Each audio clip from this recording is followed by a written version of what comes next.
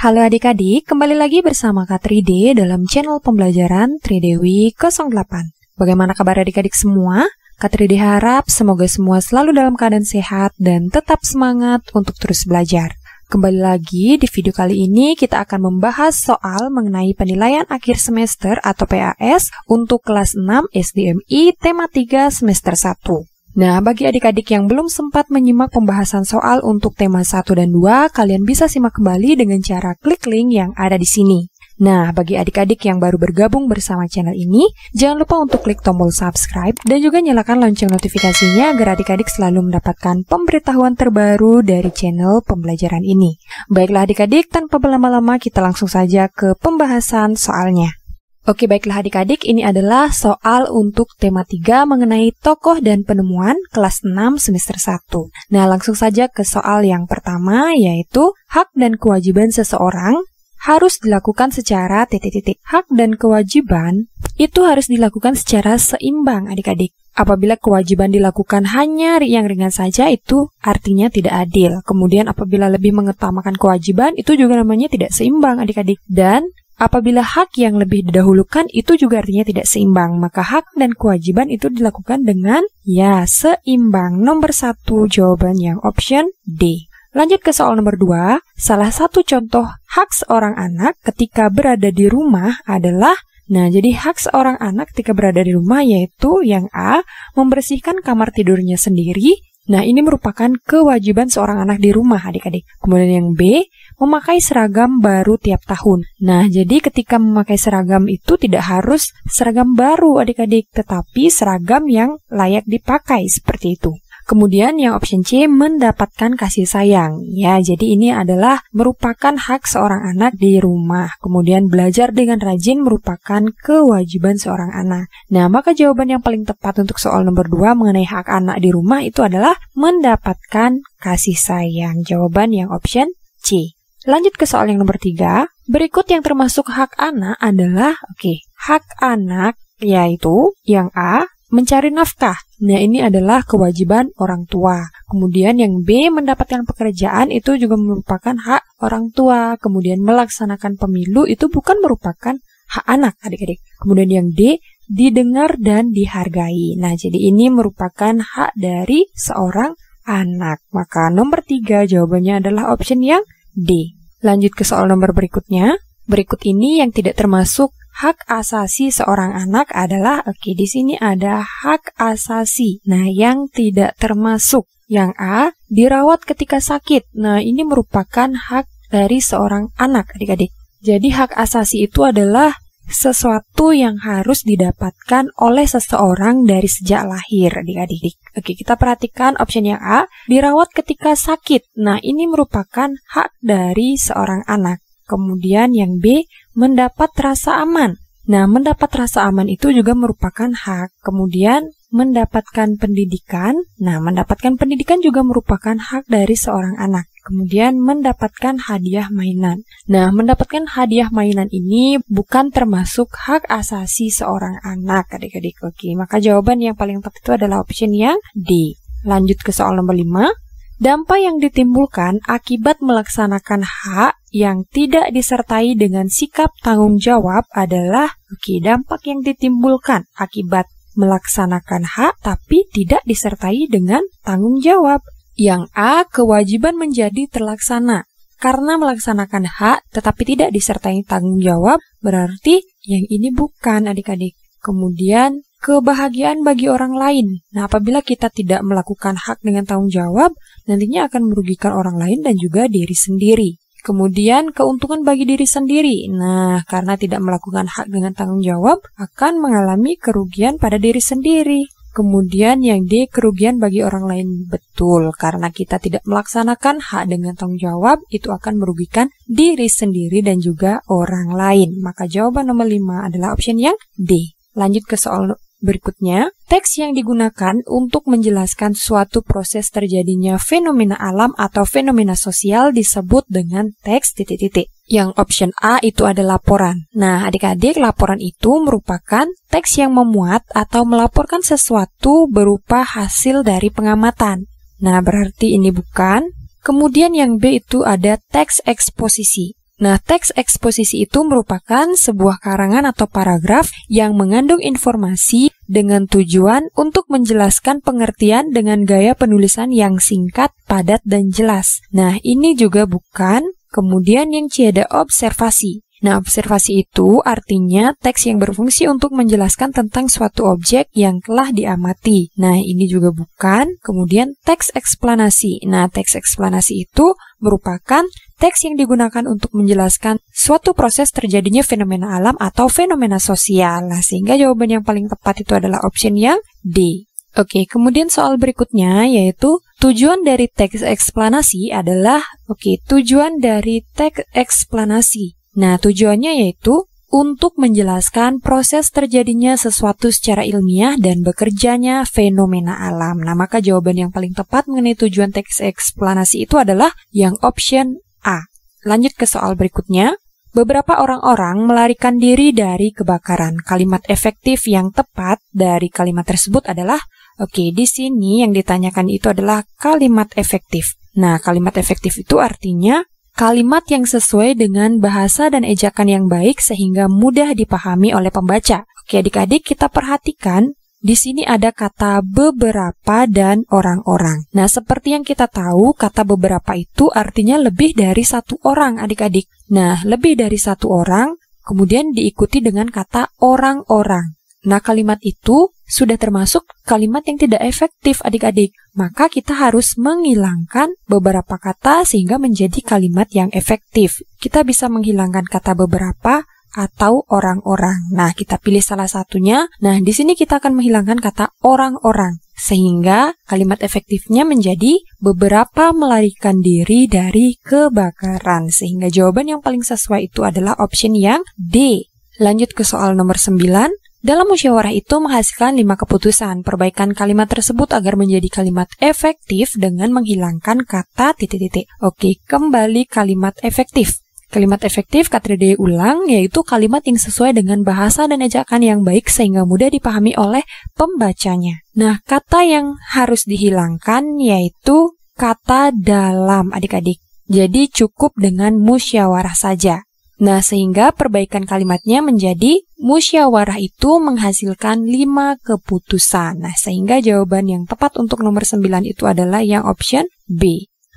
Lanjut soal berikutnya. Perhatikan struktur teks berikut ini. Bagian yang termasuk dalam struktur teks eksplanasi adalah struktur teks eksplanasi. Di sini yang termasuk struktur teks eksplanasi yaitu ada pernyataan umum, kemudian rangkaian penjelas dan simpulan, adik-adik. Nah, kita perhatikan di sini ada abstraksi. Nah, abstraksi itu bukan merupakan struktur teks eksplanasi. Tesis juga bukan merupakan struktur teks eksplanasi, kemudian argumentasi itu bukan, kemudian pernyataan umum. Nah, pernyataan umum ini termasuk struktur teks eksplanasi, maka jawaban yang paling tepat itu adalah option yang D, yaitu pernyataan umum. Lanjut ke soal berikutnya. Fungsi kabel listrik adalah, kabel listrik itu berfungsi untuk menyalurkan atau menghubungkan arus listrik, maka jawaban yang paling tepat adalah option yang C. Kemudian lanjut ke soal nomor 12. Rangkaian listrik yang disusun secara bercabang disebut dengan rangkaian titik-titik. Kita perhatikan rangkaian listrik yang bercabang itu adalah rangkaian listrik, ya betul sekali, yaitu paralel. Nah, ini merupakan kabel yang bercabang, kemudian lampunya bertingkat, adik-adik. Maka jawaban yang paling tepat adalah option yang C, yaitu paralel. Lanjut ke soal berikutnya. Kelemahan rangkaian paralel antara lain, yang A, tepat digunakan untuk skala industri. Nah, itu bukan merupakan kelemahan rangkaian paralel. Kemudian yang B, lebih cepat dalam pembuatan rangkaiannya. Juga bukan merupakan kelemahannya. Kemudian yang C, hemat waktu karena cukup satu kendali untuk semua alat. Nah, rangkaian paralel itu tidak menggunakan satu kendali untuk semua alat, adik-adik. Kemudian yang D, lebih boros karena membutuhkan kabel yang lebih banyak. Nah, betul, ini merupakan lebih boros karena membutuhkan kabel yang lebih banyak. Nah, sehingga kelemahan rangkaian paralel adalah option yang D. Kemudian lanjut soal berikutnya. Berikut yang tidak menggunakan rangkaian paralel adalah titik-titik.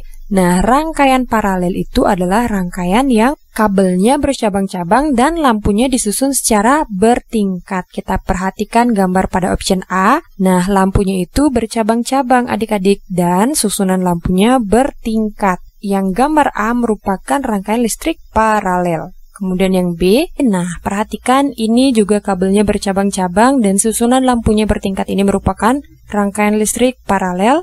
Kemudian gambar yang ketiga, nah ini juga kabelnya bercabang-cabang adik-adik dan susunan lampunya itu bertingkat, merupakan rangkaian listrik paralel. Dan gambar yang C, kabelnya itu tidak bercabang dan susunan lampunya itu berderet. Nah, ini adalah rangkaian listrik seri. Sehingga jawabannya yang bukan merupakan rangkaian listrik paralel itu adalah option yang D. Kemudian lanjut ke soal berikutnya. Bahan isolator dapat menghantarkan listrik jika ... Oke, di sini ada isolator. Nah, bahan isolator listrik itu artinya bahan-bahan yang sulit melakukan perpindahan muatan listrik. Nah, bahan isolator ini dapat menghantarkan listrik apabila tegangan listriknya itu tinggi adik-adik. Maka jawaban yang paling tepat untuk soal nomor 15 adalah opsi yang D. Lanjut ke soal berikutnya. Alat komunikasi tradisional yaitu, nah alat komunikasi tradisional itu artinya alat komunikasi zaman dulu adik-adik. Alat komunikasi yang belum canggih. Kita perhatikan di sini ada radio. Oke, radio itu merupakan alat komunikasi modern. Kemudian telepon itu merupakan alat komunikasi modern. Kemudian internet juga merupakan alat komunikasi yang modern. Dan yang D itu ada kentungan. Nah, kentungan inilah yang merupakan alat komunikasi tradisional. Maka jawaban yang paling tepat adalah option yang D. Lanjut soal nomor 17. Hal yang terjadi sebelum ada lampu listrik adalah banyak dijumpai tempat-tempat yang gelap gulita adik-adik. Maka jawaban nomor 17 adalah yang C. Kemudian lanjut ke soal nomor 18. Bel listrik adalah suatu alat yang mampu menghasilkan suara dari adanya perubahan energi listrik menjadi energi magnet. Penemu benda tersebut adalah, penemu bel listrik itu adalah, yaitu Joseph Henry. Maka jawaban nomor 18 adalah A. Di sini ada Isaac Newton. Nah, Isaac Newton itu adalah tokoh penemu teori gravitasi bumi, adik-adik. Kemudian yang C ada Michael Faraday, itu penemu listrik sehingga disebut dengan bapak listrik. Kemudian yang D ada Thomas Alva Edison, itu adalah penemu lampu pijar. Kemudian soal berikutnya nomor 19, manfaat positif media elektronik bagi pendidikan adalah, manfaat positif elektronik bagi pendidikan yaitu yang A, lamanya mengolah data nilai. Bukan adik-adik, dengan adanya elektronik itu semakin memudahkan untuk mengolah data nilai. Kemudian yang B, seringnya tatap muka saat belajar. Nah, ini juga bukan. Kemudian kebutuhan sekolah tidak terpenuhi. Nah, ini bukan merupakan manfaat positif dari elektronik bagi pendidikan. Kemudian yang D, penggunaan media elektronik sebagai sumber belajar. Nah, ini adalah manfaat positif dari media elektronik bagi pendidikan. Kemudian lanjut ke soal nomor 20. Dampak positif era digital dengan adanya sosial media adalah yang A, membuat orang kecanduan. Ini bukan merupakan dampak positif, melainkan dampak negatif. Sulitnya mengatur waktu produktif, bukan merupakan dampak positifnya. Kemudian kurangnya waktu istirahat manusia juga bukan merupakan dampak positif. Yang D, memudahkan proses akses informasi dan bersosialisasi. Nah, jadi ini adalah dampak positif dari adanya media sosial. Kemudian lanjut ke soal nomor 21, interval nada adalah, nah jadi interval itu artinya jarak antara nada satu ke nada yang lainnya adik-adik. Nah, maka jawaban yang paling tepat adalah yang A. Lanjut ke soal nomor 22, interval nada dari do ke sol adalah, kita perhatikan di sini ada nada do, re, mi, fa, sol, la, si, do. Nah, yang ditanyakan yaitu antara nada do ke sol. Interval nadanya yaitu 1, 2, 3, 4, dan 5. Nah, maka interval dari nada do ke sol itu adalah 5 adik-adik. Maka jawaban yang paling tepat adalah option yang D. Lanjut ke soal berikutnya. Lagu Sinanggar Tulo berasal dari daerah ... Lagu Sinanggar Tulo itu berasal dari Tapanuli adik-adik. Nomor 23 jawabannya D. Lanjut ke soal nomor 24. Di bawah ini adalah urutan nama interval yang benar adalah, urutan nama interval yang benar itu dimulai dari prim, kemudian second, kemudian third, kemudian quart, selanjutnya ada queen, kemudian sec, kemudian ada septim, dan yang terakhir itu ada octave adik-adik. Nah, maka urutan yang paling benar itu adalah yang option B adik-adik. Nomor 24 jawabannya yang B. Nah, kemudian kita lanjutkan soal berikutnya. Nada do rendah ke do tinggi disebut interval titik-titik. Oke, adik-adik perhatikan yang pertama itu ada prim. Nah, prim ini merupakan dari nada do ke nada do yang sama adik-adik. Kemudian selanjutnya yang kedua itu ada second. Nah, second ini yaitu dari nada do yang pertama ke nada re atau nada yang kedua. Kemudian berikutnya ada thirds. Nah, thirds ini yaitu dari nada do atau nada ke-1 ke nada ketiga yaitu mi. Kemudian selanjutnya ada quarts. Nah, quarts ini yaitu dari nada do atau ke-1 ke nada fa atau nada keempat. Kemudian berikutnya ada queen. Nah, queen ini yaitu dari nada do pertama ke nada sol atau nada kelima. Kemudian selanjutnya ada sec. Nah, dari nada do pertama ke nada la atau nada keenam. Kemudian itu septim. Nah, septim ini dari do ke nada si atau nada ke-7. Kemudian yang terakhir itu ada octave. Nah, octave ini yaitu dari nada do rendah atau do pertama ke nada do tinggi atau nada 8. Sehingga pertanyaannya yaitu do rendah ke do tinggi disebut dengan interval yaitu octave. Maka jawaban yang nomor 25 itu adalah option B. Lanjut ke soal berikutnya, jarak nada tertinggi disebut dengan titik-titik. Oke, kita perhatikan ini adik-adik kembali. Jadi jarak yang paling tinggi atau jarak yang tertinggi itu ada di do pertama ke do ke-8. Sehingga jarak tertinggi itu disebut dengan octave. Maka jawaban nomor 26 itu adalah option yang A. Lanjut ke soal nomor 27, lagu Manuk Dadali dimulai dari nada dasar C sama dengan do. Maka jawaban yang paling tepat adalah option yang B. Lanjut ke soal nomor 28, interval nada re ke sol adalah kita kembali menuliskan do, re, mi, fa, sol, la, si, do. Nah, yang ditanyakan itu adalah dari re ke sol, yaitu 1, 2, 3, 4. Nah, kita perhatikan nada keempat itu adalah 1, 2, 3, 4, yaitu quart. Nah, maka jawabannya adalah quart adik-adik, yaitu option yang C. Kemudian lanjut ke soal nomor 29, lagu yang berinterval septim ditunjukkan oleh titik-titik. Oke, kita perhatikan kembali, yaitu septim. Nah, septim ini yaitu dari nada do ke nada si. Oke, kita perhatikan do ke si. Maka pilihan jawaban yang paling tepat itu adalah do ke si, yaitu option yang D adik-adik, yaitu do ke si. Maka jawaban yang paling tepat untuk lagu yang berinterval septim itu adalah option yang D. Lanjut ke soal yang terakhir yaitu lagu Gundul Pacul menggunakan nada dasar titik-titik. Nah, lagu Gundul Pacul itu menggunakan nada dasar C sama dengan do. Nah, maka jawaban yang paling tepat adalah option yang B. Nah, baiklah adik-adik, demikian penjelasan K3D mengenai pembahasan soal penilaian akhir semester atau PAS untuk kelas 6 tema 3.